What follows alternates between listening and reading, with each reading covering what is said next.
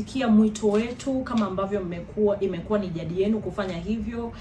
Mimi ni Brenda Rupia, ni mkurugenzi wa mawasiliano na uenezi Chadema, na leo nataka nizungumze mambo kadha wa kadha ambayo yamekuwa yakiendelea nchini mwetu siku za hivi karibuni, wiki mbili, wiki tatu. Pamoja na mambo hayo, ni jambo ambalo linasikitisha sana ambalo limetokea mkoani Arusha kwa mfanyabiashara wa madini Abdullahi Musa maarufu kama Banjo, mkazi wa Sanuari jijini Arusha, ambaye baada ya kupotea katika mazingira yasiyoeleweka ya kutatanisha, mwili wake umepatikana katika eneo la Bereko Kondoa mkoani Dodoma, ukiwa umefanyiwa ukatili mkubwa mno. Kwa mujibu wa taarifa za familia, aliondoka nyumbani tarehe 12 Februari, siku mbili kabla ya Valentine, akieleza anaenda kufanya mazoezi katika jengo la Ngorongoro jijini Arusha kabla ya kudaiwa kuchukuliwa na watu wasiojulikana. Baada za juhudi za kumtafuta bila mafanikio, imekuja kusemekana kwamba alichukuliwa na watu wasiojulikana. Sasa hawa watu wamemfanyia mambo mabaya sana, na katika mambo ambayo yanazungumzwa kuwa amefanyiwa ni pamoja na kutolewa macho, lakini kupewa majeraha makubwa sana ya mwili, hali inayozua maswali mengi na mazito kuhusu usalama wa maisha ya wananchi wa Tanzania. Ndugu wa Tanzania, sisi kama Chadema hatutaacha kulaani vikali mambo ya kikatili ambayo yanaendelea, na tunatoa matamko haya sio kwa sababu ya tukio hili peke yake, bali ni sababu linaingia katika mlolongo wa matukio mengi ambayo yanafanana, ambayo yameacha maumivu makubwa kwa familia nyingi za Watanzania bila majibu ya kuridhisha hadi leo. Mpaka sasa taifa bado halijapatiwa majibu ya kina kuhusu hatima ya baadhi ya wananchi waliopotea na kuuawa, waliotekwa kwa mazingira ya kutatanisha, wakiwemo Ben Saanane, akiwemo Ali Kibao, akiwemo Deusdedith Soka na wenzake, akiwemo Dionys Kipanya, akiwemo Humphrey Polepole na wengine wengi. Katika muktadha huo ndipo sasa tunashuhudia matukio kama haya ya Abdullahi Musa. Kwa misingi hiyo, sisi kama Chadema tunatoa wito mzito kwa jeshi la polisi. Tunachotaka sasa, tunataka jeshi la polisi watoe maelezo ya kina kuhusu mazingira ya kutoweka kwa Abdullahi Musa hadi kupatikana kwa mwili wake. Lakini la pili, tunataka watueleze hatua wanazozichukua tangu taarifa za kupotea zilipotolewa. La tatu, tunataka watoe taarifa ya maendeleo ya uchunguzi kuhusu matukio ya awali ya watu kupotea au kuuawa katika mazingira ya kutatanisha ambayo bado hayajapatiwa majibu ya wazi, kuthibitisha hatua mahususi zinazochukuliwa kuzuia matukio ya aina ya kujirudia kama haya. Sisi kama Chadema tunasisitiza kwamba maisha ya kila Mtanzania ni ya thamani. Kila Mtanzania mmoja anapofariki, anapouawa, anapotekwa, basi jeshi la polisi linatakiwa kutoa way forward, linatakiwa liwajibike kwenye swala hili, kila Mtanzania mmoja. Lakini pia tunataka kila tukio la kupotea au kuuawa linapaswa kuwa na majibu kwa vyombo vya dola. Vyombo vya dola muwajibike. Sambamba na hayo yote niliyoyazungumza, kumekuwa na kauli za upotoshaji ambazo zimekuwa zikitolewa na viongozi wa CCM. Naomba nieleze. Sasa kauli ya kwanza nataka nimzungumzie mzee wetu, mzee ni wa makamo, mzee Steven Wasira.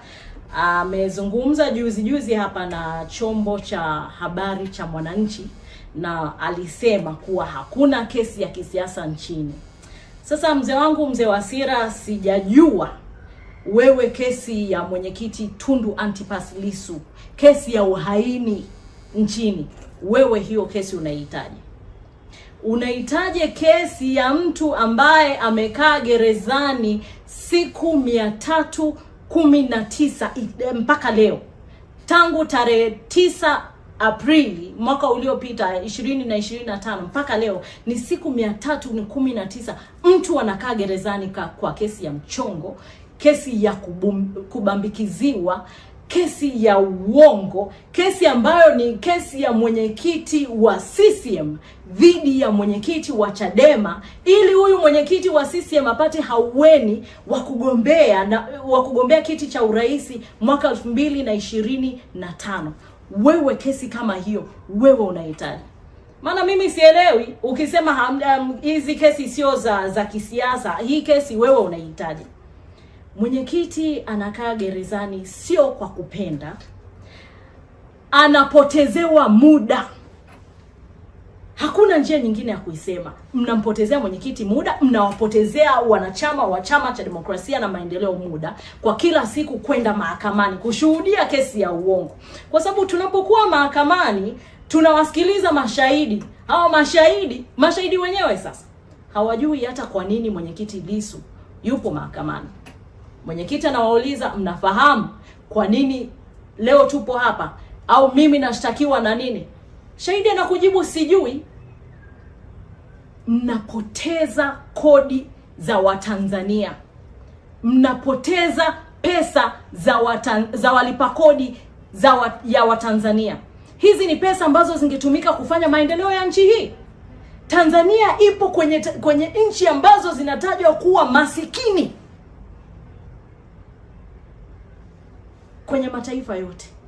Lakini tunatumia pesa kulipa majaji, tunatumia pesa kulipa makarani, tunatumia pesa kwa ajili ya kulipa wafanyakazi wa serikali kwenye kesi za mchongo kama hizi. Hiyo sio sawa sawa, na sisi kama Chadema hatutakaa kimya tukiwaangalia. Hilo msahau.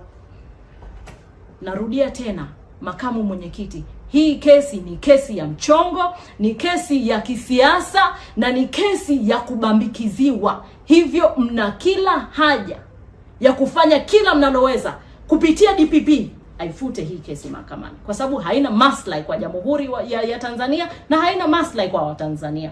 Lakini kesi ya pili ambayo pia ni kesi ya kisiasa nchini ni kesi ya Kaunya aliyekuwa katibu mkuu wa Bavicha Taifa awamu iliyopita na wenzake 20 kule Bunda.